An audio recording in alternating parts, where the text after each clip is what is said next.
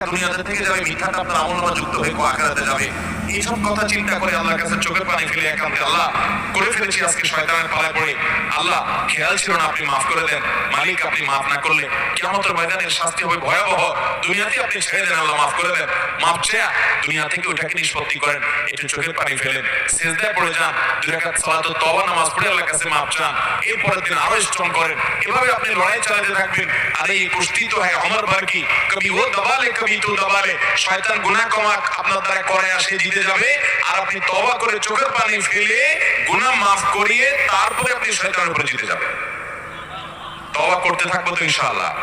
তওবা করতে কখনো ক্লান্ত হবেন, তওবা অব্যাহত রাখবেন, অনবরত রাখবেন। দুনিয়াতে কোনো ফেরেশতা মানুষ নাই, সবাই গুনাহ করে। এর মধ্যে সবচেয়ে উত্তম মানুষ হলো গুনাহ করার পর যে নিজের ভুল বুঝতে পেরে নিজেকে শাসন করে সংশোধন করে সে তওবা করে মাপ চায়। মনে রাখবেন, যে ব্যক্তি তওবা শর্ত আদায়